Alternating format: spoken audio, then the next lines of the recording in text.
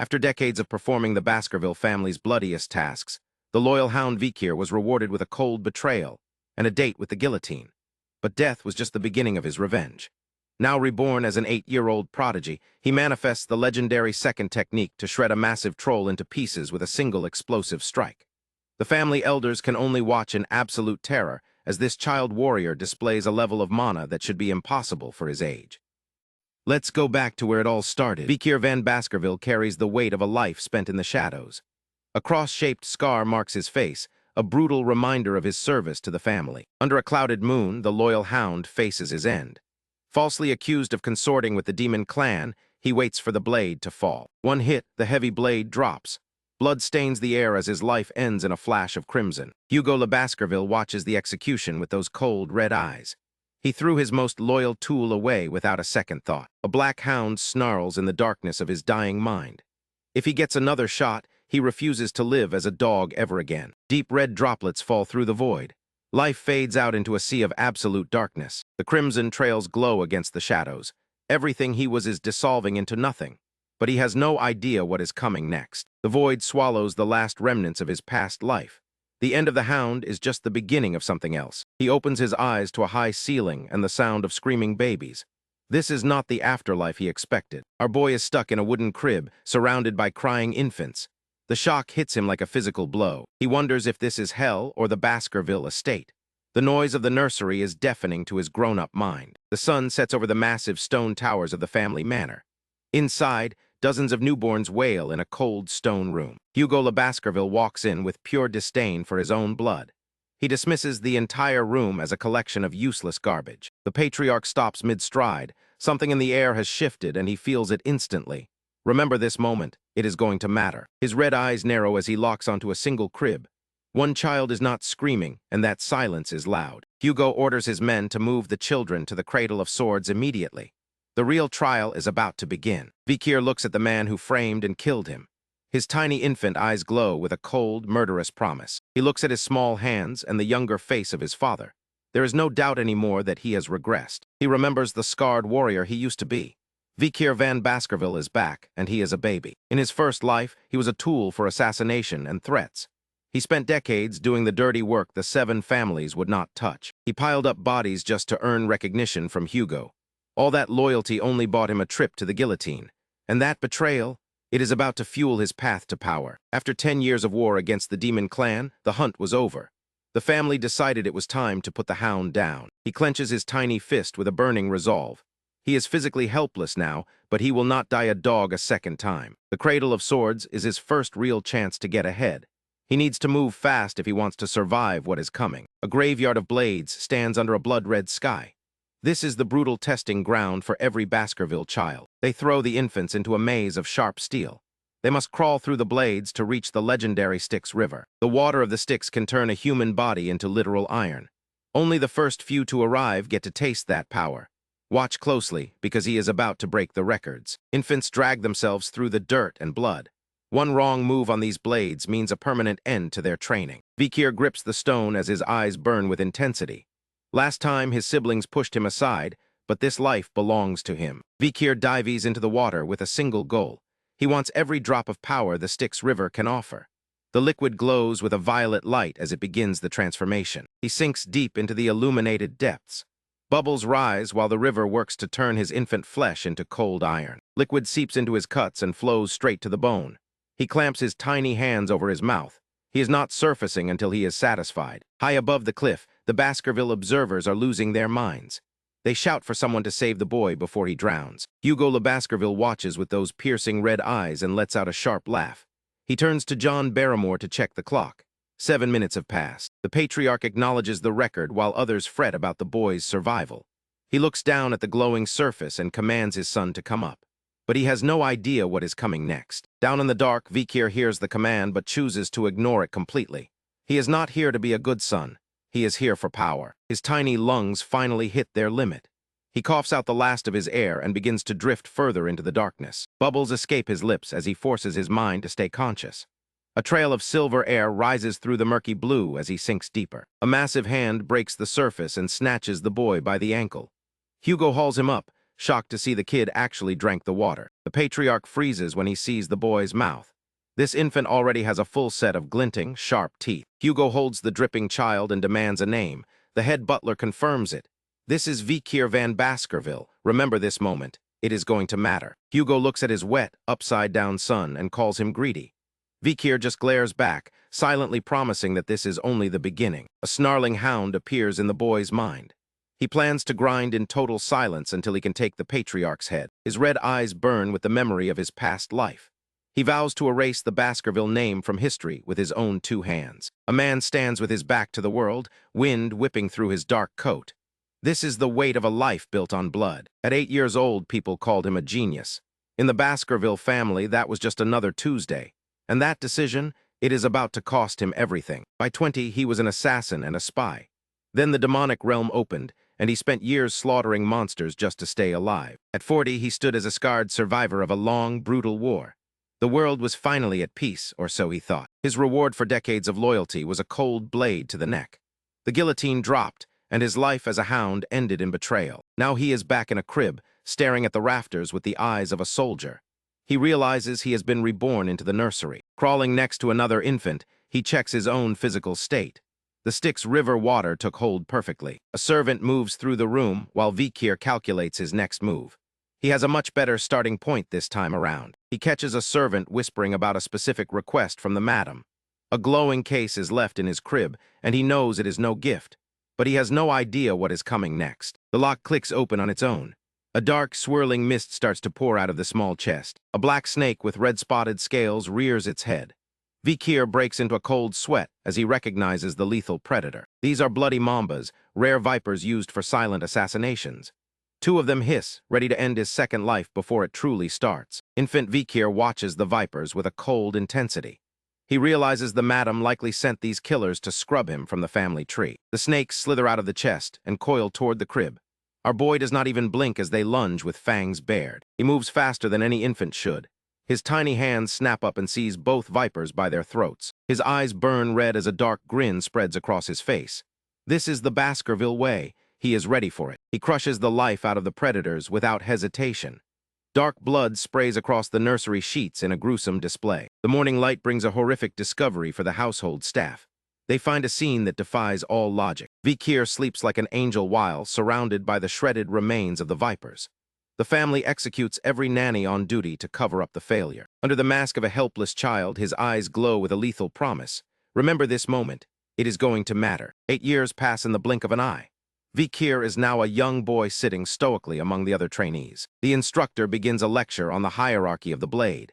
He looks out over the children and prepares to explain their future. He breaks down the ranks from sword beginner to the aura-wielding sword graduator. The path to power is long and filled with blood. The class freezes when the teacher mentions the sword master rank. Hugo Le Baskerville reached that pinnacle. The children stare in awe. Vikir ignores the hype and silently runs the numbers on his own progress. He needs to match that strength before his coming-of-age ceremony arrives. The instructor watches Vikir with a mix of wonder and fear.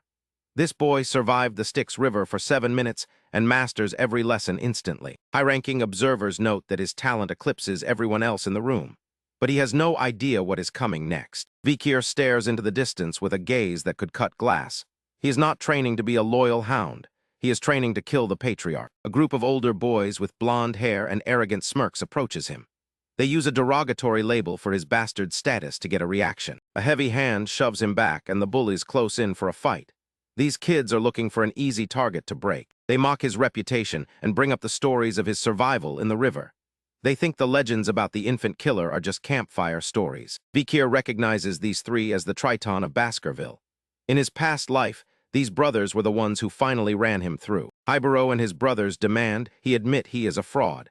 Vikir decides to teach them a lesson that will stick for a lifetime. A cold blade presses against his throat as they test his resolve.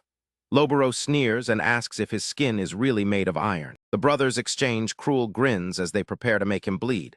They have no idea who they are actually dealing with. They hold him down and mock the legendary feat of his childhood. Vikir stays perfectly still and lets them feel in control for now. 10 minutes pass while the boys struggle to make him flinch. Their confidence turns into pure confusion as the clock keeps ticking. Sweat pours down their faces as they realize the rumors were true. The boy they are holding is not a normal child. And that decision, it is about to cost him everything. The fun stops immediately and they try to back away in a panic. But Vikir is the one holding on to them now. A scream rips through the room as blood splatters on the floor. Vikir looks at them with a terrifying glare and asks about their previous threats. The older brothers try to act tough while their youngest sibling breaks down in tears. The mighty Triton of Baskerville is falling apart. Lobero screams as his finger hits the floor. The other two stand there, frozen in shock. They try to scramble away to find a priest for the wound. Vikir cuts them off with a voice as cold as ice. Hibaro snaps and lunges with a dagger. Our boy slips the strike like he is dancing. The realization hits Hibaro like a freight train. He actually missed. The blade hits Vikir's side and stops cold. He reminds them that in this family, age means nothing without power. Vikir pins him to the stone and watches the weapon drop. A predatory smile spreads across his face as he suggests they keep going. But he has no idea what is coming next. He looms over them with those glowing red eyes. The game is just getting started. Hibaro sees the monster behind the eyes right before a fist clobbers his face. Blood sprays the room as he goes flying. The leader of the triplets hits the dirt hard. His brothers can only scream his name in pure horror. Vikir strikes with cruel precision. He mocks their fear while they bleed on the cold floor. He picks up the fallen blade and makes a twisted offer. Only one of them gets to walk out of this room. Remember this moment. It is going to matter. The brothers are a mess of tears and blood. They actually start asking which one is the lucky one. Vikir drops the dagger and lets it clatter. He tells them to decide their own fate and walks away. The malice in his expression is undeniable. He wants to see them break each other. They are paralyzed, sweating and bleeding out while staring at the back of a monster. The Triton of Baskerville is officially shattered. Vikir stands there with a smirk, knowing exactly what he just did. And that decision, it is about to cost him everything. Deep within the estate, John Barrymore delivers a grim report about the Morgue clan. A ruby mine dispute is turning ugly. Hugo Le Baskerville ignores the war reports to focus on the children. He learns that Vikir dominated the written exams with a perfect score. The final evaluation is less than a week away. The instructors have already cleared the area for the main event. John Barrymore hesitates before mentioning a certain incident in the fortress. Hugo immediately asks if anyone died. Nobody is dead, but the damage is severe. Broken jaws and shattered teeth are the highlights of the report. It gets worse. Lobero had his finger completely severed in the scuffle. The physical wounds might heal eventually. The psychological trauma is a different story. The patriarch freezes as the name drops. His 8-year-old son just dismantled the family's rising stars. But wait until you see who did it. Vikir walks through the dim mansion halls with zero remorse. He looks perfectly calm for a kid who just maimed his siblings. He comes face to face with the patriarch.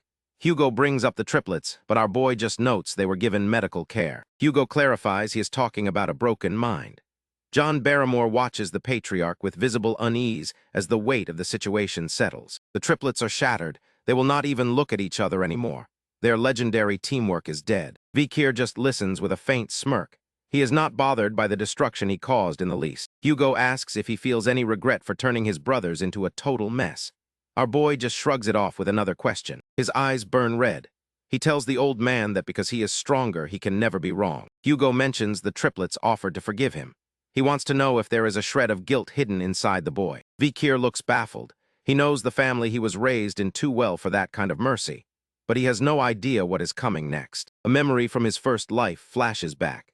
A nun once tried to offer the patriarch forgiveness after his house raised her entire family. Hugo's reaction back then was brutal. He dismissed mercy as a pathetic shield for those too weak to take their own revenge. The cold philosophy hangs in the air. Hugo smiles, seeing his own ruthlessness reflected in the boy standing before him. He loves the answer. The family motto is simple. Weakness is a sin and only the strong reign supreme. As a reward, the patriarch tells him to go pick out any snack he wants from the storage. Our boy is actually caught off guard for once. He asks for chocolate and thanks his father with a polite smile. It is the most normal kid thing he has done. Remember this moment. It is going to matter. Hugo stops him before he can leave the office. He tells the kid to stay focused for the upcoming interim evaluation. The direct descendants are the real targets here. He orders Vikir not to let them win under any circumstances. Vikir accepts the challenge with a sharp gaze. He knows exactly what is at stake for his future. Down in the pantry, the staff tries to hand him some high-end chocolate. Vikir rejects the processed gift immediately. He does not want the candy. He demands the raw cacao beans instead. The butler is completely lost. He presents the glowing, bloody beans while the chefs watch in total confusion. This little snack is about to become a weapon. Vikir pops a raw bean into his mouth. The bitterness is soul-crushing, but he takes it like a champ while the butler stares. He grips the bag of beans tightly. This is not about satisfying a sweet tooth. The chef offers to process them into a proper dessert. Our boy turns him down cold and takes the bag exactly as it is. Barrymore thinks the kid just has some really weird cravings. He has no clue that these beans are part of a much darker plan. The practical evaluation is only 5 days away. Vikir stalks through the forest at night like a predator in his own territory. A shadow crosses his face as he lets out a savage grin. The hunter is ready for the trial. A disaster is coming for the Baskerville clan. It is going to be unlike anything they have ever seen before. The Berserker family does not raise children. They forge weapons through the most brutal training imaginable. As soon as they can walk, these kids are sprinting up mountains. Laziness is never an option in this house. They are even forced to sleep next to the freezing bodies of monsters. It is meant to harden their spirits for the coming war. These kids are barely 8 years old. Their initial training is done, and they already radiate a vicious red aura. This brutal reputation earned the clan their nickname as the Berserker family. The children march into the woods for the practical evaluation survival exam. Today, the young hounds gather at the Le Rouge et Le Noir mountain. It is a peak crawling with monsters on the edge of the territory. Trainees stand in formation with swords strapped to their backs. Pavlov van Baskerville, a high-ranking instructor with a glowing red eye, steps forward to lay out the rules. Pavlov gestures toward the dark forest. He tells the Triton brothers and the others they must survive for 1 month while hunting deadly beasts. Survival alone nets a decent score. Hunting a monster brings the total to 90 points. A golden badge glints on a dark uniform. Pavlov lays it out clearly: steal badges or fall behind. He warns that arrogance is the fastest way for a swordsman to die, but he has no idea what is coming next. A map shows the evaluation zone near the estate. Trainees must stay within the lines. Pavlov warns them about the restricted areas on the mountain. Hidden shadow dogs will watch from the trees to grade their every move.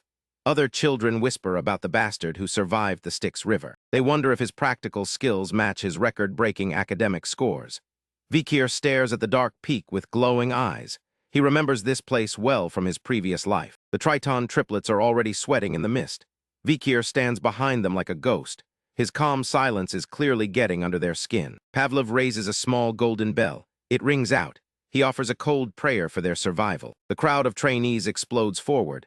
They disappear into the dark, misty terrain in a frantic dash. Remember this moment. It is going to matter. One trainee sprints for a spot he remembers from a previous year. Others lag behind to plan ambushes. They want those badges. Highborough, Middleborough, and Lowborough charge into the woods. They cannot even agree on who should lead the pack. Pavlov watches them vanish while the wind howls through the trees. He lights a cigarette and exhales. The family discourages killing each other, but it is not strictly forbidden. Vikir stands over 3 dead white wolves and a fallen competitor. Killing peers results in a heavy point deduction. Pavlov declares that the shadow dogs will try to keep casualties low. Pavlov hides behind a trunk, mask secured. He watches Vikir walk toward a restricted area with nothing but a branch. He wonders where the boy is going. He watches the boy's calm face. Is he a natural genius? He wants to see the skills our boy will soon use. Vikir stands before a massive tree reaching into the misty sky. He is looking for a specific landmark in this forest. And that decision? It is about to cost him everything. He pokes the soft floor with a stick. This spot is perfect. He has found the place where he will stay for the exam. Pavlov stays hidden as Vikir stretches his arms. The boy looks like he is preparing to take a nap. Pavlov is losing his mind. He cannot believe someone would relax in a forest full of monsters. Vikir spends the day gathering firewood and practicing sword strikes. He works until he is completely exhausted. Other trainees are fighting for their lives against a massive bear.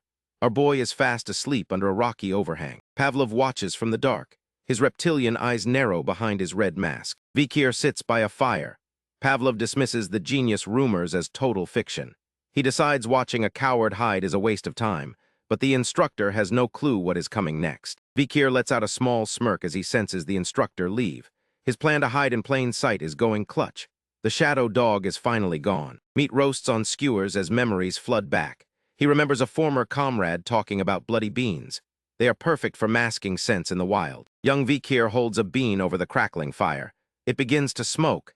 He tosses it into the embers to roast. Vikir watches the thick smoke rise into the dark sky, thinking to himself that Pavlov is finally gone and his preparations are complete. Vikir sits by a campfire overlooking jagged, tooth-like rock formations and asks himself, Shall I start my hunt now? A few days later, a chain-link fence marked with a skull and crossbones sign warns of the danger beyond.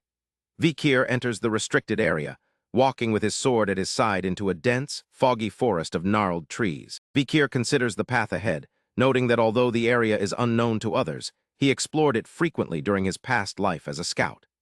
The smell of fire and charred roots fills the air as Vikir stands among the debris, certain he has found the creature's habitat. Vikir van Baskerville gazes into the dark forest with an alert expression, his red eyes focused on a nearby sound. A massive creature with black scales and glowing orange teeth snarls, its mouth dripping with fire. Vikir realizes that only one specific monster produces such distinctive droppings. Vikir stands before the towering fire-breathing beast and says, "I thought these were annoying in my scout days, but seeing it like this, I'm actually happy." A hellhound stands atop a jagged rock, its muscular body radiating intense heat and flickering orange flames against the dark night sky. Vikir observes the massive creature standing firm as smoke and embers drift around him in the cold mountain air. The hellhound snarls fiercely, exposing rows of sharp teeth while a concentrated sphere of fire glows deep within its open maw. The hellhound is classified as a B+ rank threat that stands 3 meters tall, possessing a fatal bite and inexhaustible sulfuric flames. Intense flames engulf the lookout monster, a creature that swallowed the hellfires of the oil world. The hellhound lunges through the smoke, its charred body glowing with internal heat and fire-tipped claws. Vikir observes the beast's power, noting that in his past life, he struggled to defeat one even at 18. Vikir stands in the dark forest, acknowledging that his 8-year-old body makes defeating the monster alone impossible. A confident smile appears on Vikir's face as he recalls a method that allows even a child to defeat a hellhound. The flaming hellhound lunges from above, its massive form descending toward the young Vikir. As the beast attacks, Vikir prepares to exploit the hellhound's first major weakness. Vikir remains composed, tracking the fiery monster's movements as it passes dangerously close to him. Vikir identifies the hellhound's first weakness, noting that the fire-engulfed beast can only move in straight lines. Due to its immense momentum, the flaming creature finds it difficult to suddenly change directions during its charge. The hellhound's stony facial features and glowing yellow eyes, as it reacts with a startled expression, is visible. Vikir remains composed, pouring a liquid from a bottle as he prepares to exploit the hellhound's second weakness. Vikir creates a barrier of water on the ground, explaining that lookout monsters are strangely unable to cross even shallow depths. Vikir observes the hellhound slowing down significantly as it struggles against the tactical water barrier. As the flaming beast moves forward, Vikir notes it is exposing a weakness common to all canine-type monsters. The hellhound lets out a thunderous roar, lunging with its massive, flame-engulfed jaws wide open. Standing his ground, Vikir explains that these monsters always make the mistake of opening their mouths while running. Vikir makes a sudden, precise movement with his fingers, readying a counterattack against the charging beast's open maw. Vikir remains motionless as the flaming hellhound lunges at him with its massive, open jaws. The beast crashes to the ground, coughing and sputtering, while Vikir turns and calmly walks away. The hellhound's glowing orange eye dilates in shock as the hidden poison begins to take effect. Vikir holds a small, bloody bean, explaining, "Chocolate is poison to canines," as the monster whimpers behind him. The hellhound vomits thick sludge, overwhelmed by the bean's power to create 100 liters of chocolate. Standing over the dying monster, Vikir explains that the poison affects the heart and stomach, but admits, its hard ribs protect those, as he searches for a weak spot. The hellhound whimpers and vomits thick sludge as Vikir identifies the specific vital organ left unprotected by the ribcage, concluding, "The answer is the kidney." With cold focus and intense red eyes, Vikir swings his blood-stained blade downward to deliver the final strike to the incapacitated creature. Vikir's blade pierces deep into the hellhound, drawing out a dark, sludge-like fluid from the monster's hide. Wisps of blue vapor rise from the fatal wound as the monster's life force begins to dissipate. Vikir stands over his prey as blue energy called karma flows into him, a process that strengthens the body after a successful hunt. His short sword feels light in his grip. This power is coming back faster than expected. Reclaiming his peak before the coming-of-age ceremony is actually possible. He looks at the B+ rank hellhound and smiles, imagining the look on Hugo's face when a kid brings this back. First place in the practical test is already in the bag. Our boy is thinking bigger. He has his eyes on a specific artifact bound in heavy chains. It is a prize he never had the guts to claim in his first life, but now he is stacked for the challenge. He moves to take the trophy. Heavy paws slam into the dirt nearby. The ground shakes under the weight of a giant predator as Vikir freezes and glances back with sharp eyes. Molten fire spills from stone-like jaws. A three-headed beast looms in the darkness. It lets out a growl that rattles the trees. 4 more hellhounds emerge from the brush. They want revenge for their fallen brother. Vikir does not hesitate. A blue mana strike shears through one of their necks instantly. He mocks their loyalty as the head hits the ground. He stands tall with the severed head in hand. One kill was never going to be enough. He has plenty of poison left for the rest of the pack.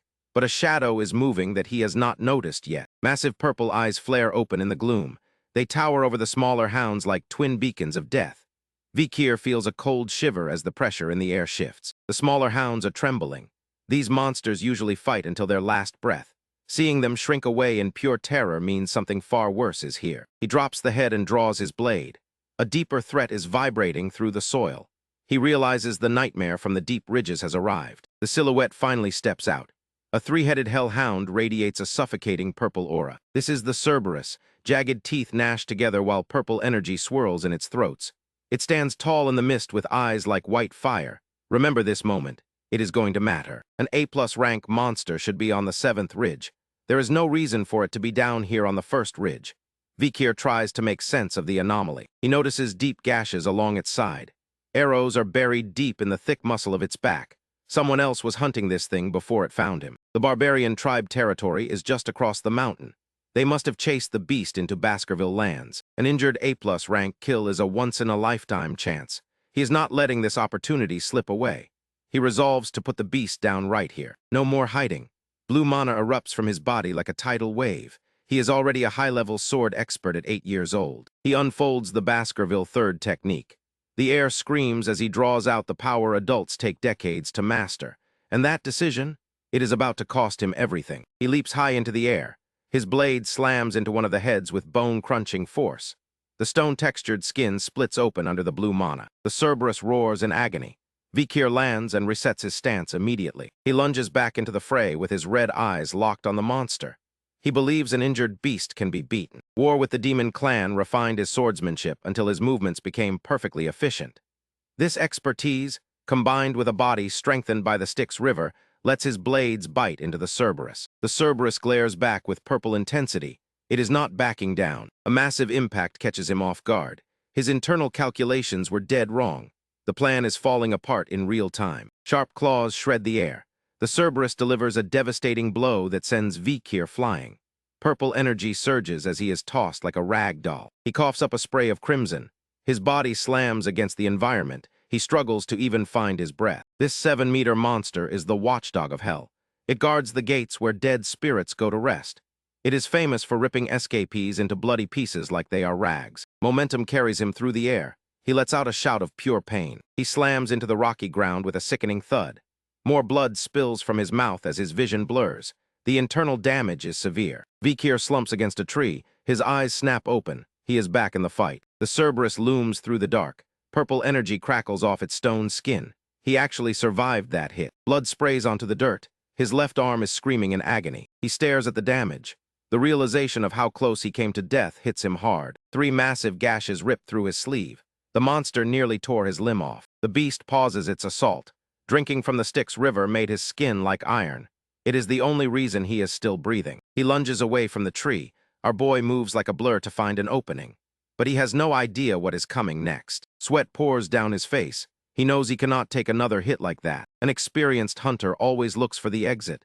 He needs a way out of this nightmare. Fleeing is the only option. He turns and bolts as the monster snaps at his heels. He sprints into the dark woods. Gritting his teeth, he pushes his body past the limit. The Cerberus is hot on his trail. Only its previous injuries are keeping it from catching him. He reaches the edge of the restricted area. The iron fence is finally in sight. Remember this moment. It is going to matter. He vaults the barrier with everything he has left. Victory is waiting at his secret destination. The hound looms behind the mesh. It is not giving up the hunt. The snarling heads close the gap. He lets out a desperate cry as death looms. White eyes glow with hunger. He pushes off the ground, moving with blinding speed. His eyes scan the clearing. He is looking for a specific landmark in this chaos. There it is. A lone tree marks the spot he has been searching for. Exhaustion is setting in. He tells himself to keep moving a little further. And that decision, it is about to cost him everything. The shadow of the massive hound swallows him up. Pure desperation is all he has left. He plants his foot and pivots. Now is the moment to make his move. Jagged teeth snap right in front of him. He is vibing with death, suspended in the air inches from a gruesome end. A massive paw craters the soil. The impact shakes the very foundation of the mountain. The Cerberus lets out a roar that echoes through the trees. It thinks the kill is its. The pressure throws him backward. He slides across the jagged terrain, gasping for breath. He lies on his back, staring at the sky. His lungs burn with every shallow inhale. The three heads howl into the night. He welcomes the monster to the Cradle of Swords. He focuses on the trap he laid. Every move he made was leading to this. He intends to capture this beast. It will be his ultimate weapon against the Hellhounds. Bloody bean essence is the secret sauce here. Our boy laced his spears with it because he knows this overgrown dog shares the same weaknesses as a Hellhound. The poison hits fast. The monster starts retching up a nasty green sludge almost immediately. This beast is built different. Even with a stomach full of toxins, it lets out a roar that shakes the very air. Vikir knows a high-ranking demon will not drop that easily. He does not wait for a second invitation and bursts into a sprint. A trail of blue energy follows him as he closes the gap. Blue mana streaks through the clearing like a comet. The Cerberus tries to brace itself, its stone skin glowing with a wicked purple aura. It lets out another fierce roar. Those glowing white eyes are pure nightmare fuel. Vikir is acting like a human stopwatch. He ignores the blood on his arm and starts a mental countdown. 1, 2. He waits for the toxins to finish what he started. 3, 4. Lightning crackles across the monster face as the poison fights its demonic resistance. This is where he needs to be careful. 7. The count hits the magic number, and the eyes of the beast finally start to dim. More green slime leaks from its jaws as its massive heads finally droop toward the snow. But he has no idea what is coming next. Finally, some room to breathe. Vikir lets out a heavy sigh as the pressure from the A+ rank monster finally lifts. The massive body slams into the frozen ground with a bone-shaking thud. It took exactly 7 steps for the poison to win. It is over. The beast is a motionless mountain of stone and flesh. Vikir looks at the wooden spear that did the heavy lifting. Up close, the damage is surgical. Every strike was placed with lethal intent to ensure the beast could not fight back. Here is the kicker. He did not just use beans. He also used venom from a bloody mamba he has been hiding since he was a kid. Talk about playing the long game. The kill is confirmed. Blue karma energy floods his body, and it feels like a physical wave of power. This is the level up he needed. Now comes the annoying part. How the heck is he supposed to drag a corpse this big back to camp? He leaves the body looking like a trainee got lucky. He admits to himself there is one more thing to do before he calls it a day. Remember this moment. It is going to matter. Monsters like this do not just hang out in the middle of nowhere for fun. If a gatekeeper is here, there has to be a dungeon nearby. He finds it. A narrow opening leads down into the dark heart of the mountain. These ancient stone steps lead somewhere very interesting. He smears Cerberus feces on his chest to hide his scent. It is gross, but it keeps the small fry monsters from bothering him. Noob mistakes are not an option here. He starts tracking the signs of passage through the mist. Footprints and drool lead the way back to the source. Steady steps on dusty ground. He follows the trail with the patience of a true predator. There it is, a cavern entrance glowing with a sinister red light. The watchdog is dead and the front door is wide open. Memories of his past life start flooding back. In 10 years, this place will be picked clean, but right now, it is a goldmine. And that decision, it is about to cost him everything. The mana under the surface is practically screaming at him. He is certain no one has touched this place yet. He stares into the absolute void of the tunnel. It goes deep, real deep. A little smirk creeps onto his face. This is exactly why he regressed. He wonders what kind of forgotten relics are waiting for him down there. Only one way to find out. He steps into the darkness. His boots echo against the stone as the mountain swallows him whole. He pauses for a second to look up at the jagged ceiling. He is calm, collected, and ready for whatever is lurking in the shadows. Vikir spots rubies in the rock face. He is definitely getting close to Red All Mountain. A pink light flickers at the end of the hall. Is this the dungeon? The glare is blinding. Our boy shields his eyes and pushes forward. He steps into a spacious hall bathed in a deep red glow. A large red gemstone floats above a pedestal. It pulses with heavy crimson energy. This jewel is mana-infused to emit that light. Vikir scans the chamber for anything hidden. Something catches his eye in the corner. A skeleton is slumped against the blood-spattered wall. He is not the first person to reach this chamber. A tattered parchment lies near the bones. This guy has a clean puncture in his forehead. He has been dead for a long time. Remember this moment. It is going to matter. The handwriting is familiar. It belongs to a Baskerville named Cain. He used a pseudonym to keep the record pure. Cain and his brother Abel found this place years ago.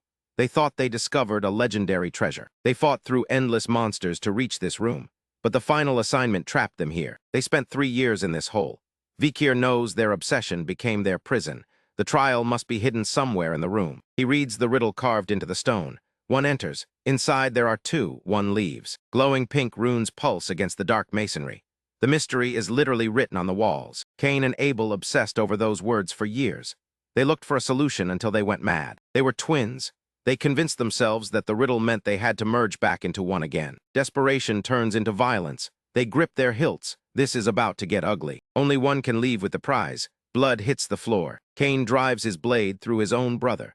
A brutal sacrifice for a treasure he cannot even touch. The blood is still wet, but nothing happens. The trial does not end. But he has no idea what is coming next. He killed his brother for nothing. Cain slumps over, losing his mind in the dark. He records his final regret. This cave is a devil's den meant to taunt humans. He dies alone. Vikir finishes the note. Our boy knows he is a solo act. He does not have a twin to sacrifice. The math does not add up. 1 enters, 2 stay, 1 leaves. What did the brothers miss? He stares at the glowing stone. No dungeon is unbeatable if you use your head. He looks at the bones again. The reality of their fate starts to sink in. A smirk touches his lips. He sees the trick. The brothers missed the obvious answer. They were too focused on each other. Their fixed ideas as a pair blinded them to the logic. The light from the ruby is the key. It reveals what the darkness hides. Shadows stretch across the floor. In the light, a man is always 2. Him and his dark reflection. And that decision, it is about to cost him everything. The gemstone cracks. The final stage is opening. The shadow was the answer the whole time. Shards fly. A pillar of crimson light explodes from the ceiling. This is it. Vikir stands before a pulsing pillar of crimson light. The final stage of the trial is finally starting. A dark smirk crosses his face. He remembers this discovery from his past life, and he knows exactly what killed his brothers. Illuminated by a column of crimson light, a slender black sword sits embedded in a stone pedestal. Beelzebub is here. Shimmering runes on the stone reveal a harsh truth. Only those with Baskerville blood are permitted to touch this weapon. He stares at the relic in disbelief as he realizes this legendary weapon is the origin of his future power. The glutton of flies, but he has no idea what is coming next. Memories of ancient picture books flood back to him. He recalls the nightmare of the black insectoid beast with glowing eyes. It is one of the 7 calamities, a group of unprecedented monsters that once brought the entire continent to its knees. The first Baskerville patriarch was the one who fought it.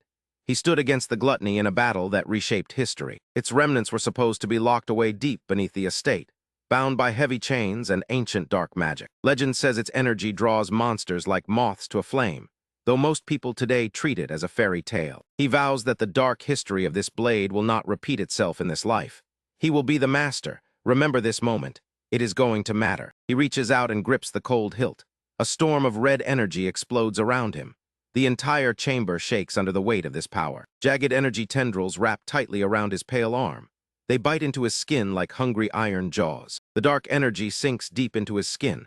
A small red mark remains on the back of his hand. This ancient bond is now sealed for all eternity. His forearm shifts and transforms into segmented black armor. It glows with a red honeycomb pattern that pulses with heat. The black blade radiates a powerful red aura. It is fully awakened for its new master. This weapon was forged from the corpse of a literal god of destruction, and in this second life, his potential is limitless. A malicious smile touches his lips. He declares his excitement to see how far his power can grow. And that decision, it is about to cost him everything. He decides his work here is finished. It is time to leave the chamber behind and head back to the surface. Vikir's eyes widen as he senses a sudden, violent shift in the air. Something is wrong with his body. He collapses to the floor as a wave of dizziness hits him. This sudden hunger is next level. His arm vibrates. The demonic weapon wants a meal. Now, it will not take no for an answer. Hunger wrings his gut while his senses sharpen. He catches a delicious scent drifting through the dark air. A red spike shoots out from the armor. It acts like a compass, pulling him toward a target in the distance. And that decision, it is about to cost him everything. He finds the stone corpse of the hellhound. Beelzebub extends a red probe to drain the monster dry. His body stabilizes as the weapon feeds.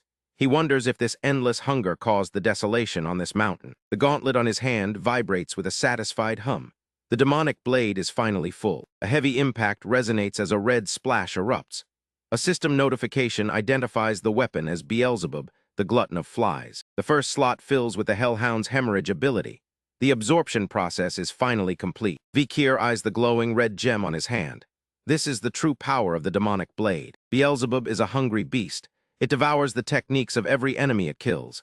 It has left rivals powerless by stripping away their greatest strengths. Our boy notes a limit of 3 stolen skills for now. Hemorrhage is already locked in. Any scratch becomes a fatal bloodbath. The 3-headed hellhound is a mountain of stone and gore. Its reign ends right here on the forest floor. A jagged red spike bursts from the gauntlet. Energy surges around his fingers. Vikir commands the weapon to hold back. He stands over the carcass with a cold stare. The body must stay intact for proof. The blade cannot eat it all. A sharp command cuts through the air. White sparks ignite on the metal. The demonic hunger finally stops. The interface shows 3 newly claimed powers. It swallowed a sewer rat for its recovery speed. But he has no idea what is coming next. Thermal pain will be far more effective than blood loss. He decides to camp out and wait for the exam to end. The survivors march back to the estate. They receive new gear forged from the monsters they slaughtered. It is a reward for their blood. High-ranking observers are whispering. One specific hunt left the entire faculty breathless. They cannot believe the results. Hugo demands to know which child performed the impossible. John Barrymore confirms Vikir soloed an A+ rank Cerberus. The patriarch wonders how a child secured such rare poison. Our boy is hiding in his room. He claims he is too tired for questions. Hugo smirks at the audacity of the kid. The butler is baffled by the potential of a bastard. Remember this moment? It is going to matter. Those sharp red eyes flare with interest. Bloodline does not matter to a man who only cares about the sharpest sword. He makes it clear that talent outweighs any name. Even the purest royal blood can produce a complete failure. The butler can only agree. The head butler trembles as the patriarch looks toward the clock tower. Hugo wants a closer look at this rising star. Vikir walks into the room with perfect composure. He wears his uniform with the quiet confidence of a veteran. Hugo cuts straight to the point. He demands to know exactly how a trainee took down a hellhound variant. Our boy gives a faint smile. He explains that a simple coating of chocolate on his spear did the trick. The butler is stunned. Hugo realizes the boy used candy as a biological weapon. But this game is much more dangerous than it looks. The patriarch asks why the boy ignored the butler earlier.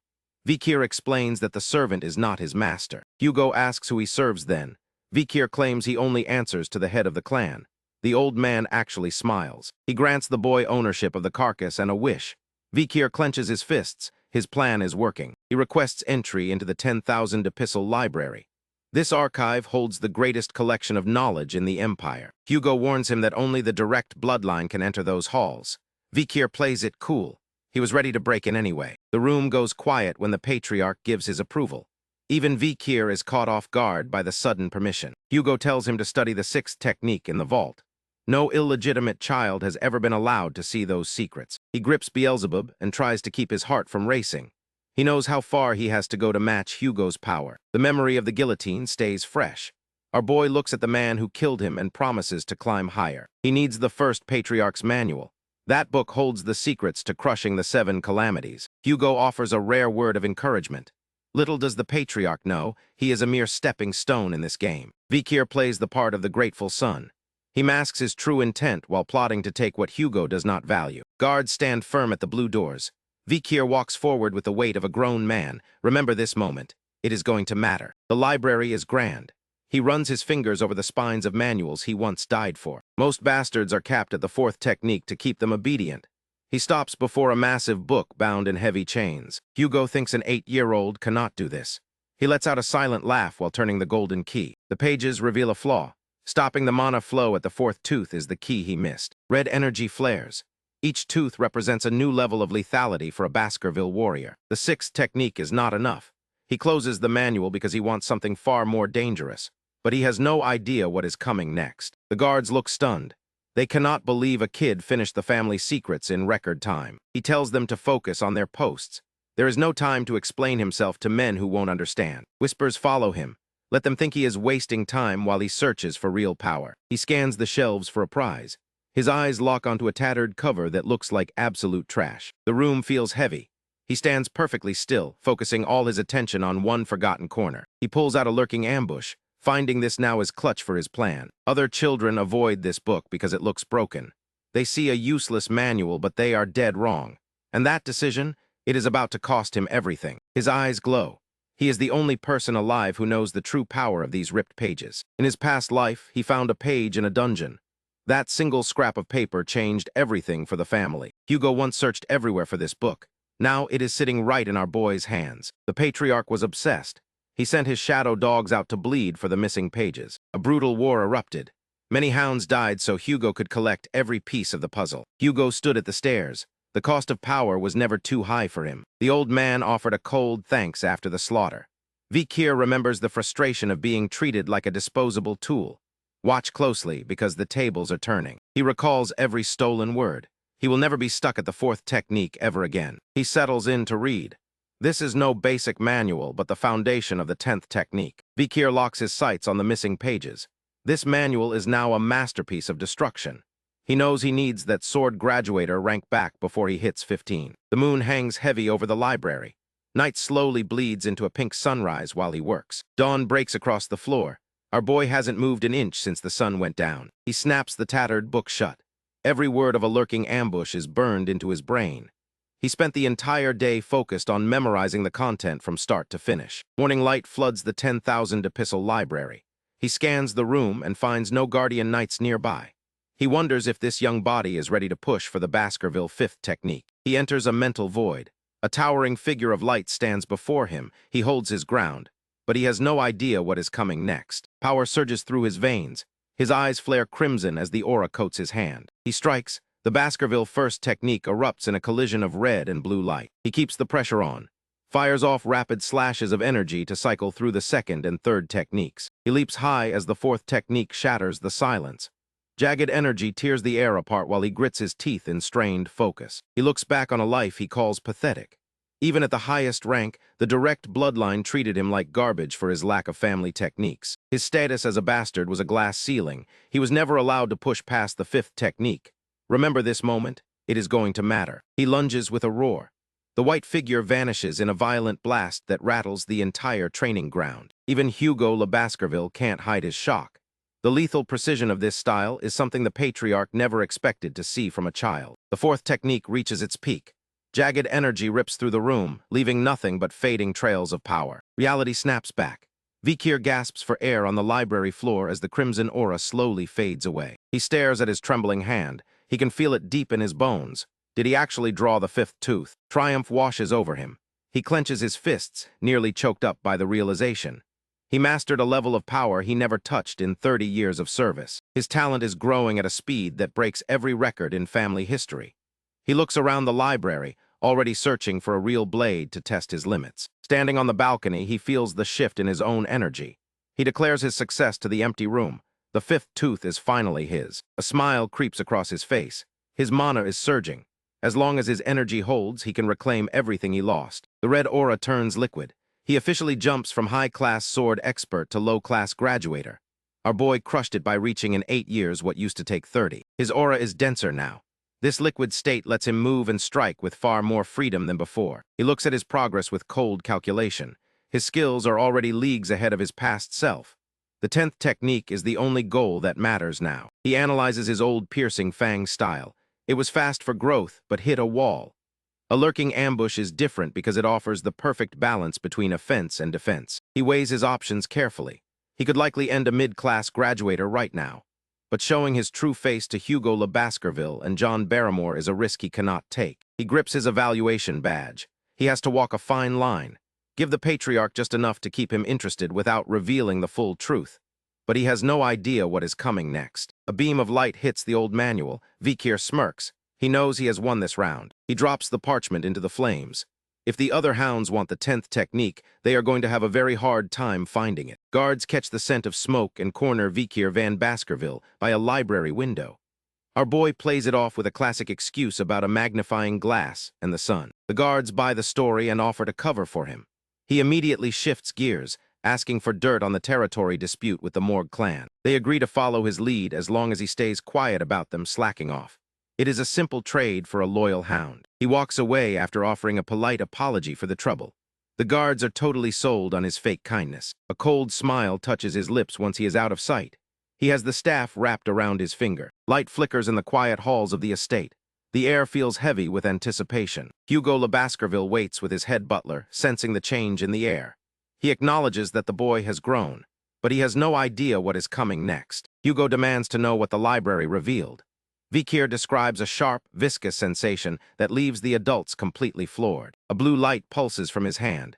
At 8 years old, he has reached the rank of low-class sword expert. Hugo hides his shock behind a cold mask. He orders a demonstration to see if the boy is for real. The massive stone arena fills with whispering trainees. They sense something big is about to happen. Our boy stands alone in the center of the dusty pit. His eyes burn with a focused red light. John Barrymore wonders how the patriarch will test him. Hugo decides to release a beast to find the truth. Heavy gates grind open, throwing dust into the air. A hungry predator is about to be released. Remember this moment. It is going to matter. A C-rank orc stomps into the arena, snarling through a metal muzzle. This thing is pure muscle and hunger. The other kids think this is total overkill. No 8-year-old should be facing a monster this dangerous. Hugo raises his hand and the chains drop. The fight is officially on. The beast lets out a primal snarl, its eyes locked on the target. It sees a meal, not a warrior. The ground shakes as the orc charges with terrifying speed. Vikir holds his ground and draws his blade. He takes a single, steady breath to clear his mind of the crowd's noise. This is the moment to prove his regression was worth every second. A blue streak cuts through the air. He moves so fast the orc cannot even track his position. The world is about to see what he is really capable of. The crowd goes silent as blood sprays across the stone. Multiple deep gashes open on the beast's chest. He follows up with a precise strike to the leg.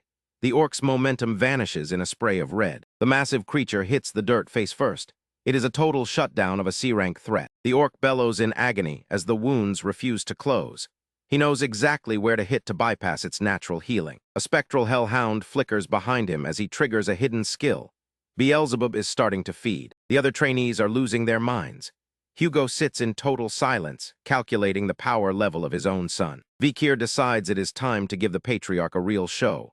Hugo's eyes go wide for the first time, and that decision, it is about to change everything. John Barrymore nearly drops his jaw in the stands. The pressure in the arena is changing. A dense red aura explodes from the blade. He has manifested an aura blade, and the family will never be the same. The orc falls hard to its knees. It gasps for air while thick blood pools around it. The beast lets out one last snarl of defiance. Vikir moves as a blur of red mana. He brings the aura blade down with crushing force. The impact screams through the air and echoes. High above, the Baskerville evaluator freezes in his chair as he watches the display. He cannot believe the power an 8-year-old child is currently putting out. The goatee man nearly falls out of his seat. Vikir stands in the middle of the settling dust and fading light. The red energy hums around his blade before it slowly disappears into the metal. John Barrymore starts shouting about the birth of a new family genius. The evaluator is not having any of that and cuts him off instantly. He does not want to hear any more praise for the boy. He points out that the orc is not healing from its wounds. It is a subtle jab. The butler wonders why the man won't admit he is impressed. Vikir looks straight at the balcony where the leaders are sitting. He calls out to his father without a hint of fear or hesitation. Vikir gives a confident smile and asks the observers for something much harder. The entire arena goes dead silent. Remember this moment. It is going to matter. Vikir stands tall in the center of the pit while waiting for an answer. Looking up, he addresses the patriarch with a voice that carries across the stone. Vikir wants a real challenge that is stronger than a simple orc. The other trainees look like they have seen a ghost. Their faces go pale as the demand sinks in for everyone. Vikir is playing the long game with his future. If he shows enough value, he might get sent away to an academy far from Hugo. He needs to get out from under the patriarch's thumb. The evaluator actually smiles at the boy's boldness. He agrees that combat experience is the best teacher for a young warrior. He orders the guards to bring out the starving beast from the raids. A massive shadow moves in the tunnel mouth.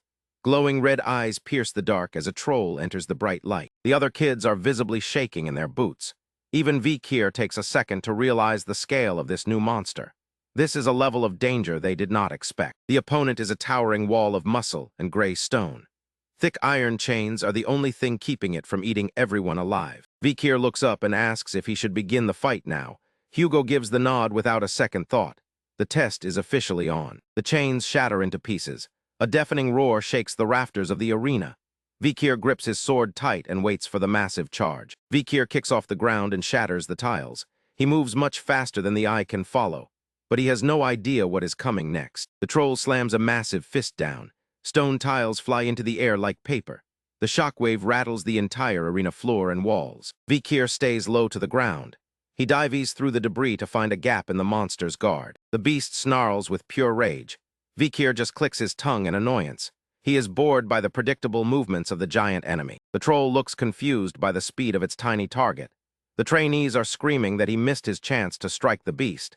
They simply do not see the larger plan. The evaluator sees exactly what is happening. He smiles while approving of the kid's cold patience during the duel. The troll is a meat grinder of power. Its wounds close almost instantly. Vikir keeps dodging while waiting for the perfect moment to end this fight. The monster's chest is heaving with exhaustion. The spectators are totally shook by the kid's tactical mind. They cannot believe an 8-year-old can judge a fight this well. Vikir could end this in 1 second with his true strength. He has to make it look like he is struggling to avoid suspicion. Being too powerful at this age would be a disaster. Vikir uses the monster's own weight against it. A bright flash of impact lights up the entire pit. The ground groans under the pressure of the hit. Red eyes flare in the dark. He lunges forward. The troll's foot slams down, but he is already gone. And that decision, it is about to cost him everything. Blood sprays as the blade finds its mark. The troll hits the deck with a roar. Spectators shout that the beast will recover unless the strike is fatal. The other kids are whispering in the stands. They think this is impossible for a brat his age. The evaluator tries to pull him out before things get ugly. Vikir won't budge. He insists he is almost finished. Sweat pours down his face as his eyes glow. Our boy claims he is on the verge of a breakthrough. The evaluator finally gives in. One last hit, make it count. The beast lets out a final snarl. It is ready to tear him apart. He does a quick mental calculation. How much power is too much? He settles on a plan, but he has no idea what is coming next. Red light explodes. He carves through the hide with surgical precision. It looks like a miracle to the crowd. The roar is deafening. Yellow eyes glare through the pain. Mana spirals around him like a storm. He is wondering how the old man will take this news. The beast screams. Red energy tears through flesh. He is turning this monster into ribbons. The arena erupts. John Barrymore cannot believe his eyes. The other kids are frozen in place. Usually you have to be 15 to touch this level. This kid is breaking every rule in the book. It is over. The giant is down. Vikir reached a milestone that takes a decade of sweat. Remember this moment. It is going to matter. He plays it off with a clumsy laugh. The evaluator is staring like he just saw a ghost. The dust settles over the arena. Everyone is left wondering what kind of monster they are actually raising. 1 week later, the dining hall is a graveyard. Silence is the only thing on the menu. He stares at the sludge in his bowl. Some things never change, even if you are a genius. No one wants to sit near the freak of nature. He is fine with that. In this family, being alone means you are winning. He smirks into his soup. The deception worked perfectly. The whole family is scrambling to figure out his growth. He is hiding a mountain of power while absorbing a new regeneration skill. This is only the start. And that decision, it is about to cost him everything. His hunger is through the roof. The Triton triplets approach him looking completely terrified. He gives them a sharp stare. They should know better than to interrupt his meal. He nearly chokes on his food. They are actually fanboying over him. The bullies have turned into groupies. They are hovering like flies. He wonders if this is a trick. You never trust a Baskerville. His fists clench. He is 2 seconds away from sending them through a wall. A voice cuts through the tension. John Barrymore is back. Vikir snaps out of his thoughts. The head butler is standing right there. John Barrymore adjusts his glasses with total composure. He informs our boy that a meeting with the patriarch is mandatory. A lonely spire pierces a sky choked with violet smog. Below, a carriage thunders toward the stone heart of the Baskerville domain. A banner ripples in the gale. It displays the golden eye of the Morgue clan. The Baskerville evaluator greets his guest with a stiff nod. Adolf Morgue offers a polite observation about how little things change around here. They discuss the training. Adolf notes the heavy price both families paid during the last bloodbath. The evaluator laughs off the wounds. He mocks the Morgue children for being soft. Adolf defends their dignity with a forced grin. These families represent the peak of magic and steel. They have been rivals for generations, locked in a dance of mutual respect and hatred. A dead emperor once claimed the sword, and the wand were destined to be partners. That decree started the joint sessions for the youth. For a while, it actually kept things civil between the two superpowers. Everything shattered when they found a ruby mine. Now the soil is soaked in blood. Adolf is only here because the law demands it. He mentions the rumor of a new Baskerville genius. The evaluator shrugs off the praise. Adolf is stunned by the coldness, realizing even a miracle child gets no warmth in this house. Remember this moment. Adolf boasts that his family has their own prodigy. He calls for his niece to show herself. Boots click sharply against the floor. The evaluator watches with glowing eyes as a red-haired girl steps into the light. Adolf introduces the girl as Kamu. She is the daughter of his sister Rispani. Kamu does not play nice. She screams at the patriarch and accuses him of theft. Hugo sits like a statue, his eyes burn. Adolf tries to play it off as a joke. Kamu ruins the save by outing her uncle for the insults. Adolf freezes in terror. Hugo clenches his jaw, his patience for these insults vanishing. And that decision? It is about to cost him everything. Hugo tells them to fix their parenting. Kamu ignores the warning and keeps demanding her rubies back. The air grows heavy. Hugo lets his aura flare, a dark tide of power that silences the entire hall. Adolf steps in front of the girl. He asks if Hugo is really going to bully a child. Hugo sneers at the idea. He claims the Morgs simply have no shame when it comes to coveting his property. Our boy enters the room with a steady pace. He watches the two titans clash with a calm, analytical gaze. John Barrymore announces the young master. Adolf stares at Vikir, wondering if this boy is the legend. But he has no idea what is coming next. A cold shiver runs down the mage's spine. For a split second, he sees a ghostly predator standing where the child should be. Kamu stalks toward Vikir with a look of pure annoyance. Our boy stares back, frozen as he recognizes that fiery hair. She yells at him for having a blank expression. Vikir realizes he is looking at the future Iron-Blooded Empress. She is the absolute apex of the Morg clan. In his past life, she turned mountains into graveyards. Our boy remembers her future as the fire goddess of authority. She once ruled the empire from the shadows. Right now, she is a screaming child. She yells that the ruby mines belong only to her. Kamu Morg crosses her arms and glares. She mocks Vikir for coming all this way to throw a tantrum. The patriarchs watch the two kids face off from the sidelines. Vikir questions her choice of words. Bad move. Kamu erupts in a flaming aura to prove she is not playing around. She summons a vortex of swirling ice and snow. She's going to show him who really owns the mine. Vikir does not move an inch. He is a wall of silence. An intricate ice sculpture of a palace city starts to glow. It is beautiful and deadly.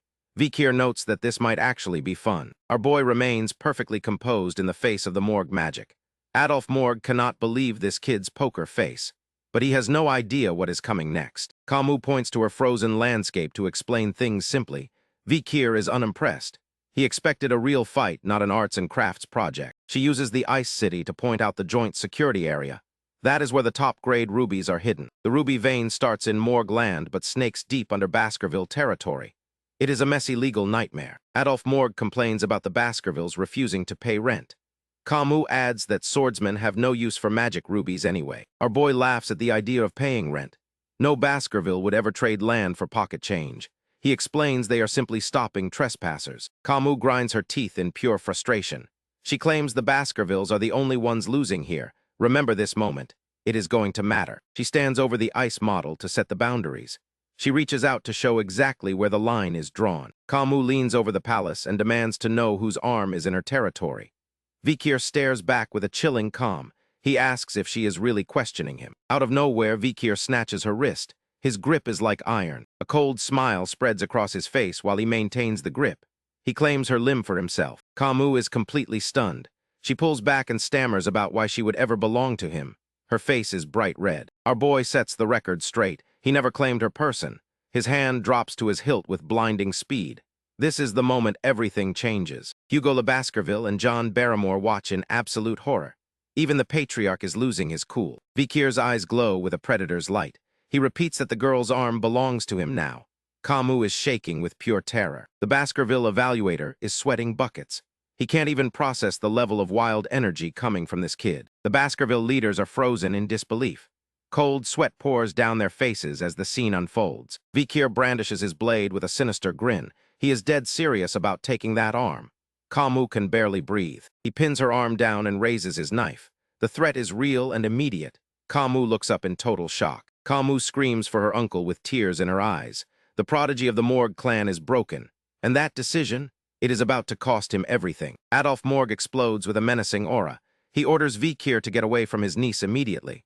Our boy does not flinch. Vikir stands by the glowing ice with his blade drawn. Kamu recoils as the tension hits its peak. Kamu clings to her uncle while crying about the attempted amputation. Adolf demands an explanation from Hugo Le Baskerville. Hugo stays silent. He watches his son with those sharp red eyes weighing the chaos. Vikir puts the blade away with a perfectly flat face. He claims that in the Baskerville house, waving a sword around is basically a handshake. Adolf Morg is vibrating with rage while clutching his crying niece. Our boy gives a deep bow and doubles down on the lie. It is a family tradition, he claims. The evaluator does not have time for this drama. He tells Adolf to stop acting like a child and get to the point. The ruby mines are the real prize today. Kamu is crying, but her eyes are full of promises for revenge. She vows to make him pay for the humiliation. Vikir just gives her a polite, empty smile. The joint training officially moves to the arenas. Crowds gather to see which clan truly rules the border. Steel clashes against steel as the young warriors start their matches. Blades fly through the air. The energy is electric. Remember this moment. It is going to matter. The early rounds are standard stuff, but no one is really watching them. Everyone is waiting for the main event. On one side, we have the morgue genius, Kamu. On the other, the stoic prodigy, Vikir. The air gets heavy the moment they step out. They face off on the tiled stage. The rules are simple, win at any cost. Vikir draws his blade with practiced ease. The ceremonial bell rings out across the courtyard. It is time to go. Kamu tells him to prepare himself. She is not going to hold anything back this time. And that decision, it is about to cost her everything. Her eyes flare with a blinding white light. Multiple orange magic circles materialize around her in a complex web of ancient runes. The spectators can barely believe their eyes. 4 distinct spells active at once. It is a feat that should be impossible for someone her age. Fire, ice, and lightning erupt from her palms. The entire arena becomes a chaotic storm of elemental fury. Vikir is a blur. He weaves through the lightning bolts like they are standing still. He suggests she should try focusing on one thing at a time. She screams that he knows nothing about the art of magic. A massive wall of stone surges from the ground to cut him off. But he has no idea what is coming next. One punch, the stone barrier turns to dust instantly. He does not slow down for a second. She stumbles back, her mind racing. How can an 8-year-old possess this much raw physical power? He closes the gap in a heartbeat. Debris flies everywhere as he explodes forward. She realized too late that her guard was wide open. Before she can even blink, he is standing right in front of her. His red eyes are locked onto hers. The impact sends her flying. She hits the floor hard with a pained gasp. Adolf is losing his mind in the stands. Vikir did not even use a weapon. He won the exchange with a simple finger flick to the forehead. He mocks her by tapping his own forehead. He asks if she is going to start trying now. She glares at him through tears of pure frustration. She refuses to quit. 2 massive stone slabs erupt to create an even thicker defense. He wonders why she thinks he cannot just walk around the wall. Fine. He decides to play her game. He hits the barrier with the force of a falling star. The entire structure vaporizes. Kamu cowers as a hand reaches through the dust. He asks her which side of the wall he is on now. Another flick lands right on her bruised skin. He reminds her that strength is the only thing that matters here. The dust settles. Vikir stands tall over the defeated genius of the Morgue clan. A massive red bump is steaming on her head. She growls at the floor, humiliated. Kamu screams as flames surge around her. Vikir knows this is not going to be a quick surrender. She hammers him with fire and lightning. Vikir stays calm. He wonders how to shut this down without a body count. He looks around for an opening. A blue mana trail cuts through the orange heat. Some overconfident trainee tries to slice the magic and fails miserably. Vikir watches from the back, internally calling everyone clowns. Kamu charges with fire on her fists. Nearby, another morgue mage preps a massive sphere of flames. Flames explode across the stone floor. Vikir leaps high. He decides it is finally time to end this. Kamu freezes as the air shifts. He charges through the wall of heat.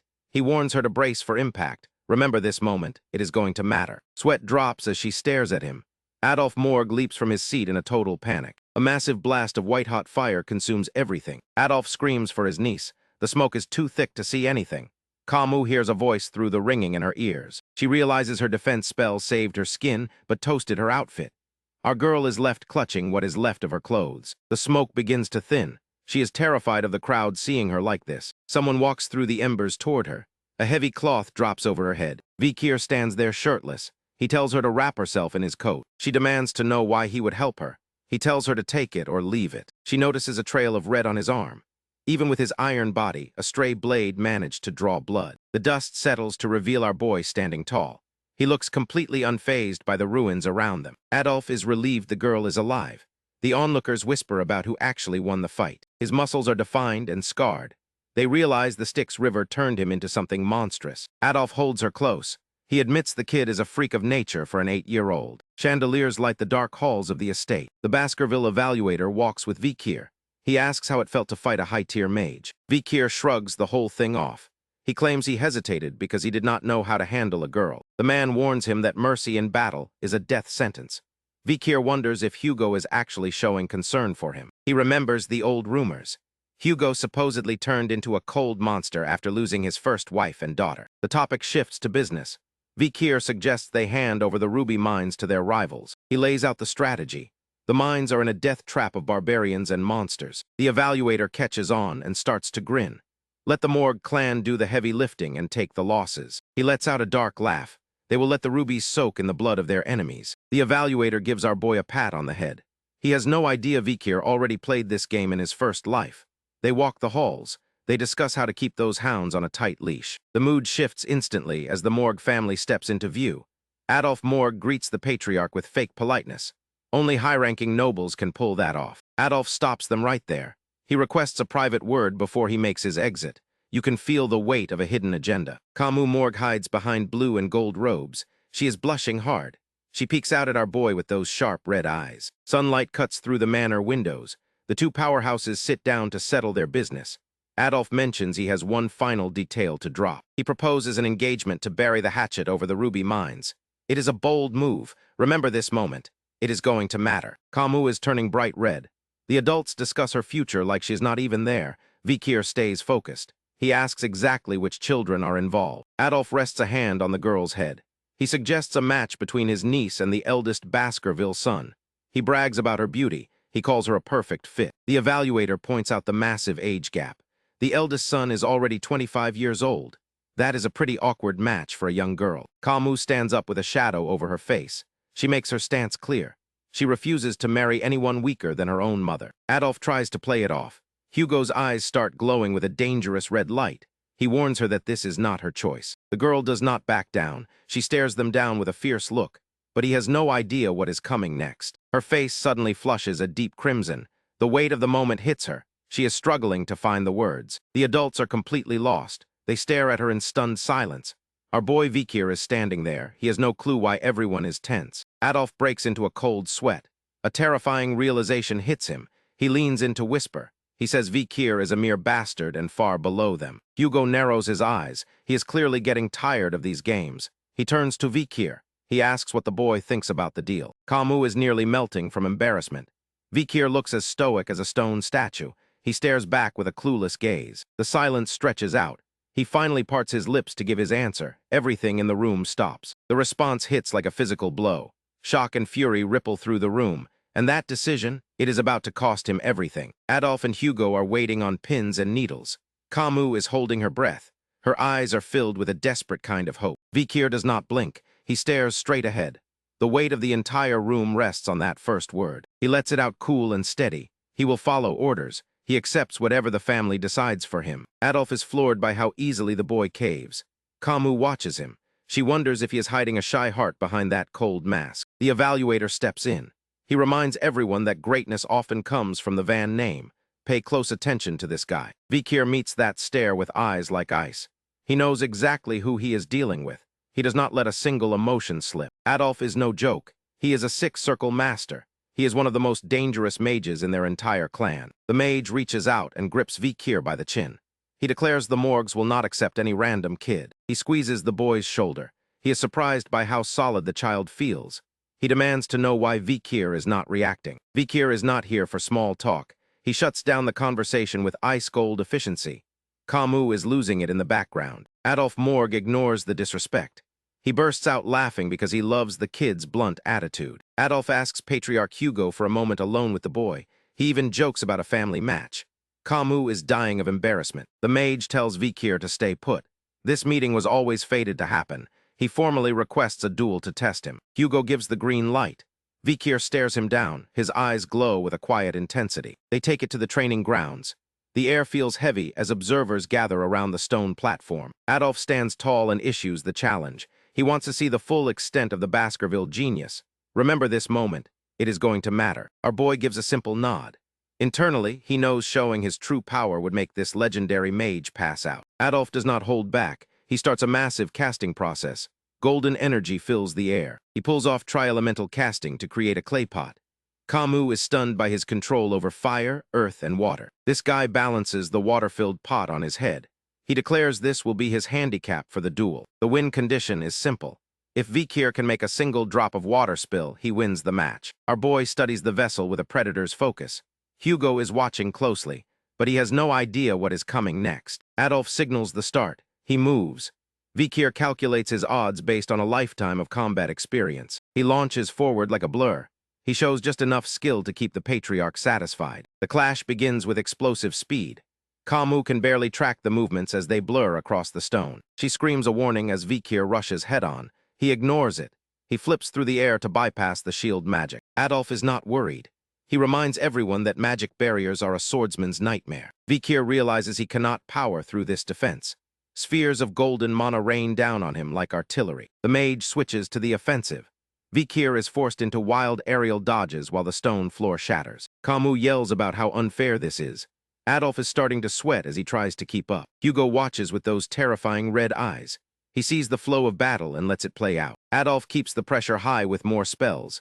Vikir searches for the perfect opening. Remember this moment. It is going to matter. Vikir spins like a mechanical blade. He slams his momentum into the barrier.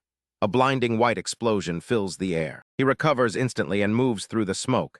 Adolf just smiles. He is convinced his shield is invincible. A massive arc of energy slices through the courtyard. The power of the duel is reaching a breaking point. Vikir rotates with mechanical precision. He hammers his sword into a single point on the magic shield. The barrier begins to scream under the pressure. Cracks spiderweb across the mana surface as the impact deepens. Adolf is impressed by the kid's focus. The sword in Vikir's hand begins to shatter. This decision is about to cost him everything. Vikir hammers his sword into the barrier. Red ripples explode as white fractures spread across the mana surface. Adolf Morg watches his shield with a smug grin. He dismisses the effort as useless and mocks the durability of the blade. The evaluator remains silent while Kamu looks on in shock. The patriarch by proxy mocks the boy's current strength. He claims Vikir is still too weak to support his niece. The blade finally shatters. A single shard flies true and punctures the pot on the balcony. Adolf stands soaked while screaming in total disbelief. Vikir offers a calm smile as water leaks everywhere. He explains he was only talking about the pot being full. Kamu is frozen with a massive blush on her face. She wonders if this victory means they must get married. Remember this moment. It is going to matter. Adolf is not buying the coincidence. He keeps his orange eyes locked on the boy to measure the threat. Vikir looks ahead with a satisfied expression. This hound is growing far faster than the family anticipated. 7 years vanish in a heartbeat. The training grounds under the stone towers are glowing with new morning light. A massive horned beast roars at the sky. Steam billows from its fur as it bares its sharp teeth. The monster screams its rage. Trainees grip their hilts and prepare for the signal to engage the creature. Row after row of young warriors stand ready, but he has no idea what is coming next. The beast slams a clawed paw down. A massive shockwave rips through the stone floor and sends debris flying. 4 trainees leap into the air. One drives his steel deep into the head of the thrashing creature. The monster thrashes and sends the kids rolling across the tiles. It tries to crush them with a follow-up stomp. Staffordshire Baskerville watches the chaos with a cold stare. He does not look impressed by the footwork of the children. The instructor barks out orders for the kids to stay mobile. He demands they target the hind legs to slow the enemy down. The Triton triplets dive in. Their bodies burn with a sinister red aura as they strike. Hybero and his brothers laugh while the beast bleeds. They are arrogant, but the results are hard to argue with. Staffordshire notes the dark crimson aura of the triplets. And that decision? It is about to cost him everything. A synchronized strike rips through the air. Blood splatters across the stone as the monster finally goes down. The evaluator claps his hands to end the session. The training exercise is officially over. These kids have finally reached the rank of low-rank sword experts. 7 years of brutal work are coming to a close. He warns them that wild ox bears are a different breed.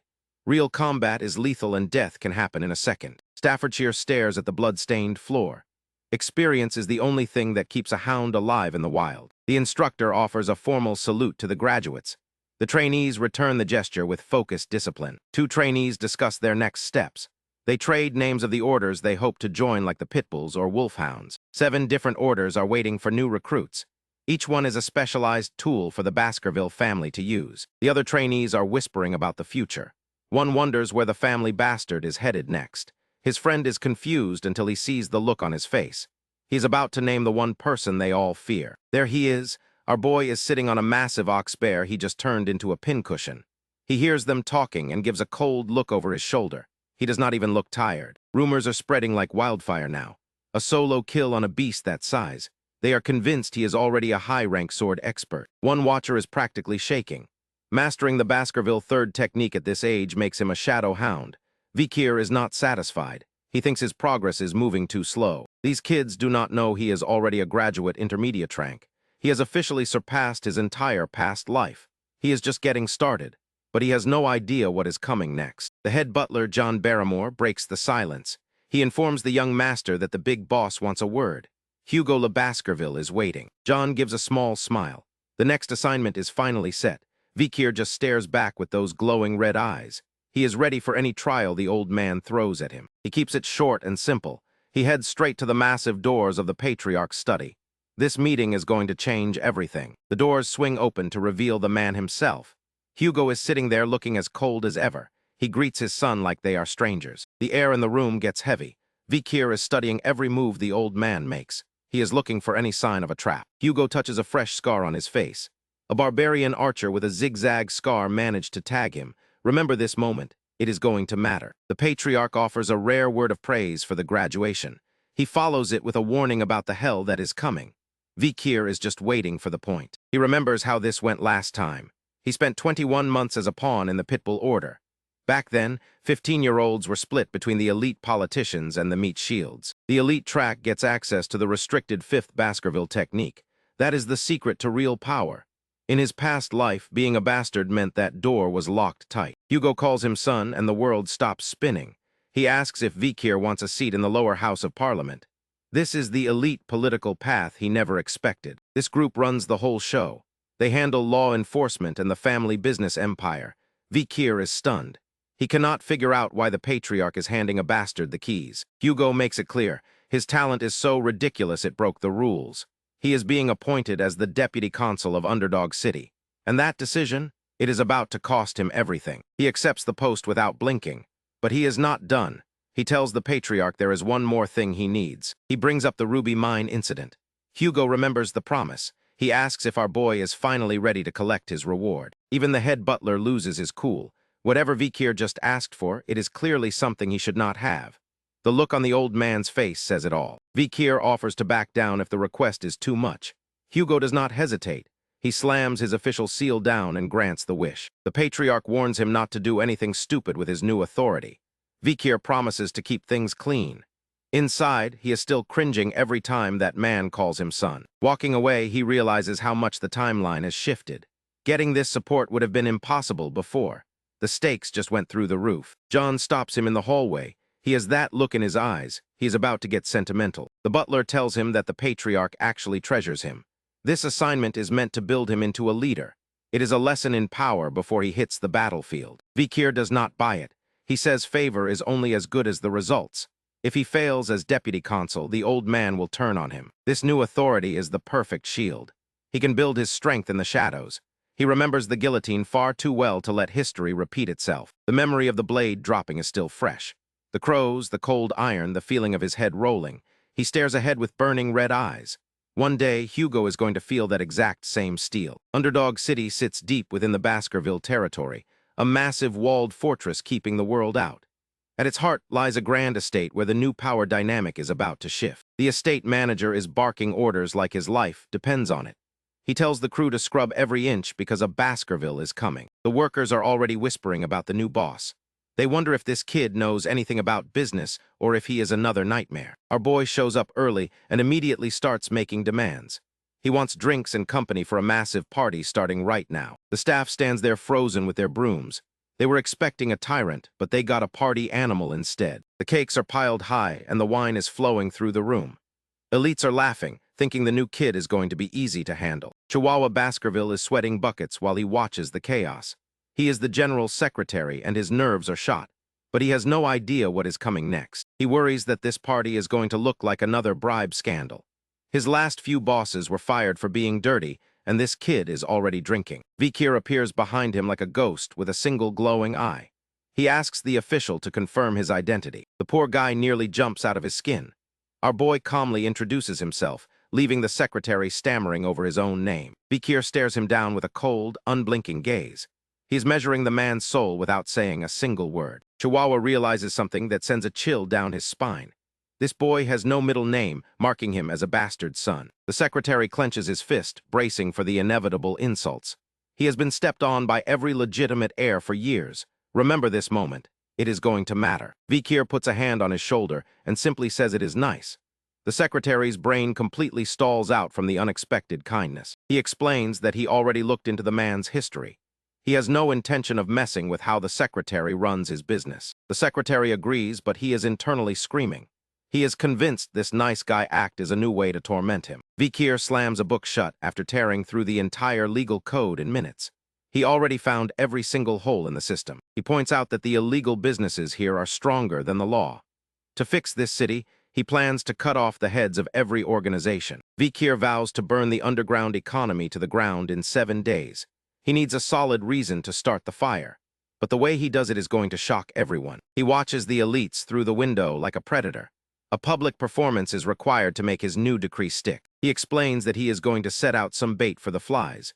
Chihuahua can only watch in horror, wondering what kind of madness is coming next. Sunlight hits the rooftops the next morning.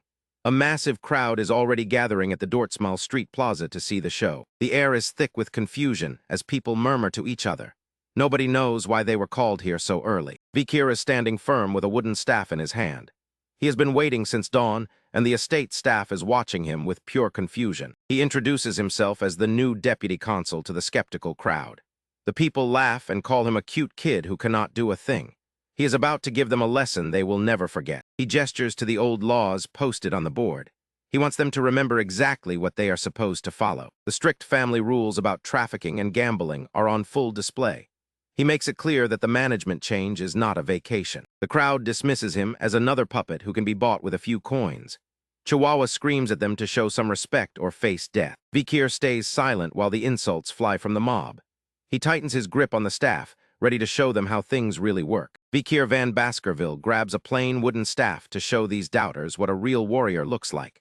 The locals tilt their heads in confusion. He brings the wood down with a violent red flash. The plaza stones shatter. Silence falls as the townspeople turn pale after witnessing his power. Chihuahua Baskerville nearly has a heart attack from the shock.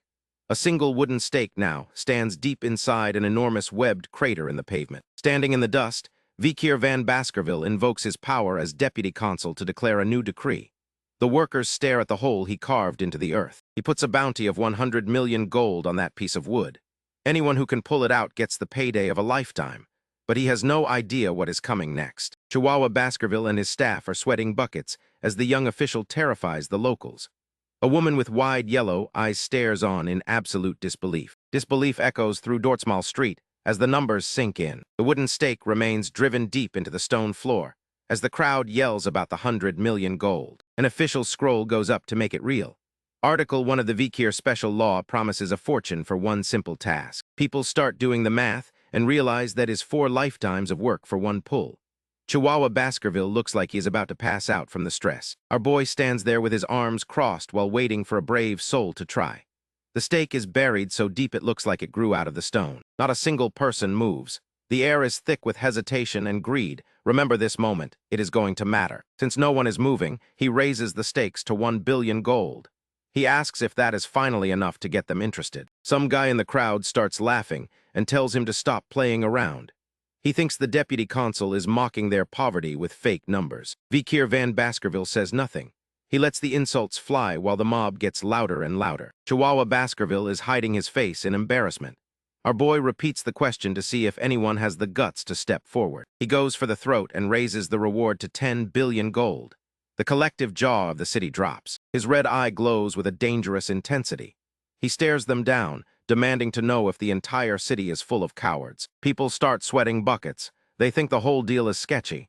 Is this a setup to catch them being greedy? Every eye is glued to the blade at his hip.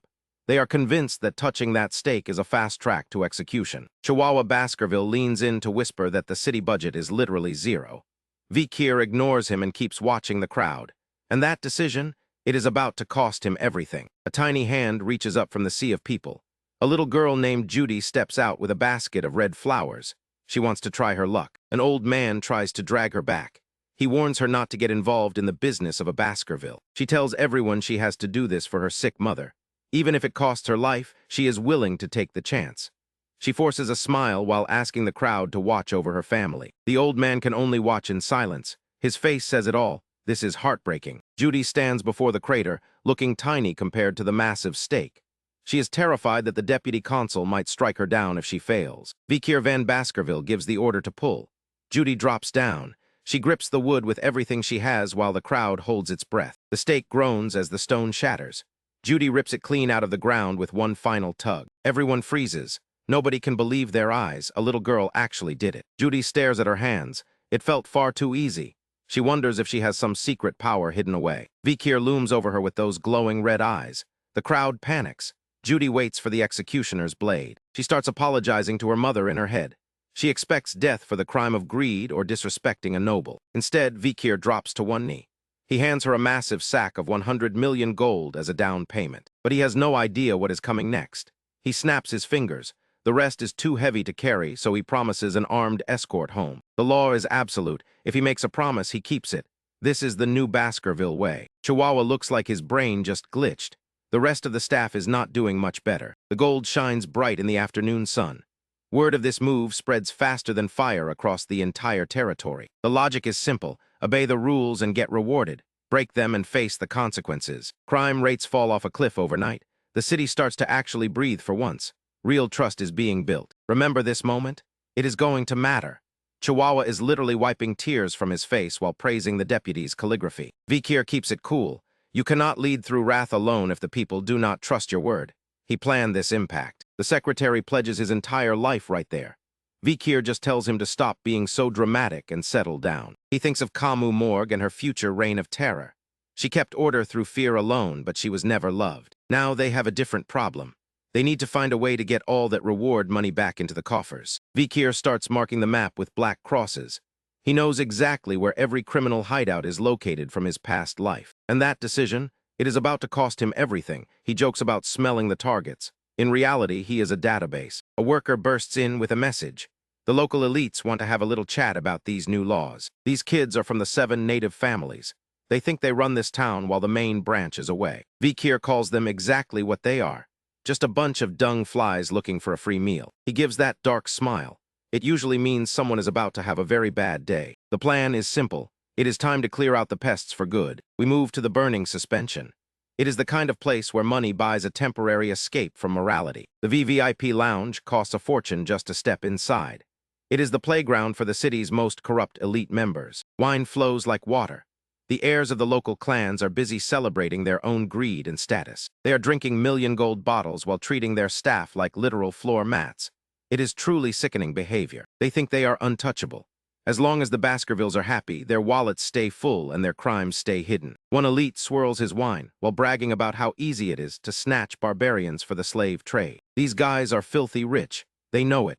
They credit the Baskerville family for the expansion that lined their pockets. It gets worse.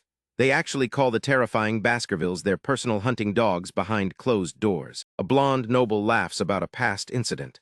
He thinks the Iron-Blooded clan is easy to manipulate. Look at this mess. They framed the loyal Mesimaginero clan for crimes and watched as the Baskervilles wiped them out. Now they are looking for a new target. They start digging into the background of the new deputy consul. They mention the name Vikir. Most of these guys have never even heard of our boy yet. But they are about to get a very loud introduction. One member calls him a fool for causing scenes at 15. The blonde leader wants to teach the newcomer a lesson. The plan is simple and petty. They want to lure him to a party and stick him with an expensive bill. He smiles like a shark. If Vikir complains, they will claim the whole thing was a harmless joke. The doors open, and a waiter announces the arrival of the evening entertainment. 3 women in gowns step inside. Amidst the luxury, a red-haired man looks up. He finds a strange teenager standing right in front of him. He asks if the kid is a male escort. The waiter tries to intervene. That man is about to make the biggest mistake of his life. Our boy stands his ground. The waiter loses his patience and grabs Vikir by the hair to toss him out. That was a mistake. Vikir's eyes ignite with a murderous red glow that freezes the entire room. The air turns heavy. The waiter starts sweating bullets as he realizes the person he just touched is dangerous. He pulls his hand back in a panic. The red-haired man stammers, unable to process the sudden shift in pressure. Our boy finally speaks. He introduces himself as Vikir van Baskerville with a voice like cold steel. The waiter looks like he might faint. Vikir reminds them they sent the invite. Now that he is here, the party is officially over. The blonde elite tries to play it off. He puts on a fake smile and welcomes the deputy consul. They are still whispering about the bill.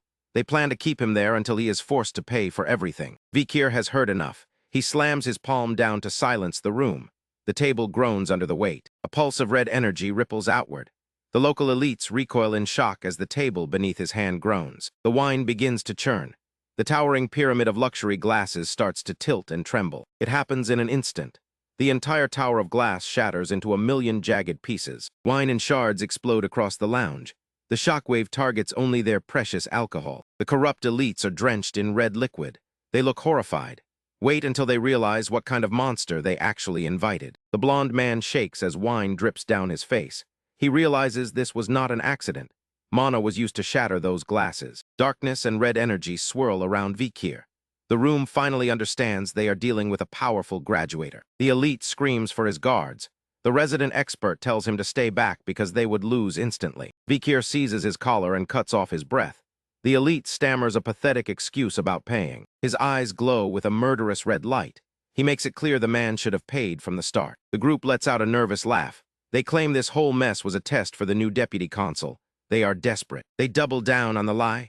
They wanted to see if our boy would fall for the local corruption. It is a weak move. These guys are sweating bullets as they offer a fake smile. They swear they will follow his lead now. No one believes them. Vikir strikes with blinding speed. He is the master here. A massive shockwave erupts. His hand strikes home. He tells them never to trust an owner, but he has no idea what is coming next. Vikir looms over the screaming man with those glowing eyes. He mocks their false sense of security. They have never known true terror. He turns with violent speed. One man catches a heavy blow and hits the floor. Blood sprays. Our boy looks back with an indifferent stare. He asks if they finally understand why this is happening. The silence is deafening. He pins a man to the floor. The others start begging. They finally get with the... Vikir keeps grinding his heel into the man's head. If they understand his motives, then they know what comes next. The end is near. Vikir clenches his fists and starts the assault. Blood sprays as the victims scream. The survivors scream empty threats. They demand to know if he thinks he can get away with this. Remember this moment. He gives them a cold smile. He lists the crimes of kidnapping and slave trafficking. This is the end for them. Insulting the Baskerville family was the final mistake. Their list of crimes is a mile long. There is no escape now. He delivers a crushing strike. Some animals only learn through pain. Blood splatters the room. His eyes emit a red glow. Covered in blood, he promises to break these disobedient creatures. Torches flicker against the cold stone of a vaulted corridor. Two sets of footsteps echo, and that decision, it is about to cost him everything. Vikir walks with a focused gaze through the dim light. Chihuahua Baskerville follows behind, looking like he is about to lose his lunch. A captive clutches the iron bars and screams about his father. He thinks his status will save him from this nightmare. The blonde elite is a total mess behind the bars. Chihuahua is shocked at how badly these guys were beaten. He wants them released. Our boy asks if he went too far. Chihuahua panics, shouting that he cannot turn people into meat bags like this. He tells the secretary he is just getting started. The local administration has forgotten who actually runs the show. Their reign is over. He stares through the bars at the bloodied prisoners, his voice cold and final. Everyone in this room dies at sunset. Chihuahua is tripping over his own feet trying to keep up. Vikir is serious about wiping out the entire network. He is playing a dangerous game now. The prisoners start wailing for mercy and offering bribes. The secretary worries that their families will seek revenge. This is not going well. Chihuahua warns about the danger. Vikir shuts him down. These men are tied to the criminal underworld, so they have no rights. Vikir turns his back to the cells. Evidence is the only thing that matters now. Chihuahua Baskerville stares in confusion. Our boy is ready to fabricate proof to get the job done. The battlefield is calling. He reads the charges, knowing his time in this city is only a temporary pit stop. He lists the crimes: human trafficking, murder. The blonde prisoner screams for proof that does not exist. Vikir flashes a sinister smile. They only act innocent because they think they covered their tracks. A worker drags a blood-drenched sack across the floor. Vikir knows these elites would rather die than talk, but he has no idea what is coming next. Chihuahua nearly jumps out of his skin. A jagged, crimson-tipped blade has already punctured the heavy sack. The torturer bows low. The custom order is ready for the deputy consul. Serrated saws and hooked probes are spread out. Vikir handles the tools like old friends. The torturer asks if Vikir crawled out of hell. He refuses to learn these methods to avoid vomiting. These techniques were perfected during the era of destruction. Even the demon clan cracked under this pressure. Remember this moment? It is going to matter. Vikir enters the cell and drops his coat. The captive elite begins to hiccup in pure terror. He rolls up his sleeves. He tells them to keep quiet while he works. Tears stream down the captive's face. Our boy wants to relive a few favorite memories from his past. Word of the mass arrests hits the streets. Citizens gather in the squares of Underdog City to gossip. In the taverns, the common folk feel relief. Still, they doubt a Baskerville will actually punish the elites. And that assumption, it is about to cost them everything. They whisper about the potential executions. Everyone bets the gold stake challenge was a hollow threat. Most see this as a simple political dance. They expect the local authorities to bend the knee and move on. Carriages arrive with formal apologies. The local clans offer up briefcases overflowing with Baskerville gold bars. Vikir and Chihuahua stare at the tribute. The public waits for the captives to walk free. A severed head lies in the dirt. Salt crusts the blood and flies are already beginning to swarm. The city will never be the same after this. 7 heads are hung high for everyone to see. The crowd in the center square goes deathly silent. A public notice details the crimes. The agony on their faces shows they suffered until their very last breath. The list of penalties is brutal. Amputations, executions, the citizens turn pale as the law is finally enforced. Vikir watches the horror with a cold expression. He points out that the law was always there to be used. Underdog City is about to become a bloodbath. Chihuahua swallows hard, realizing the conflict has only just begun. This decision is about to cost everyone everything. Vikir commands the secretary to prepare for the next phase. The strategy is moving into high gear. Chihuahua is left speechless. He stands there in a ridiculous purple masquerade mask, looking completely shook. He asks if this insane plan is actually the right move. Vikir questions his loyalty with a single look. The secretary sweats under his mask. He is definitely starting to regret his career choices right about now. Sunset hits the stone. Workers haul massive cages toward the striped auction tent. A noblewoman hides her face while holding a gagged prisoner on a leash. This entire trade is beyond sketchy. Chihuahua stands in the thick crowd. He wears that purple mask while his hands shake in anticipation.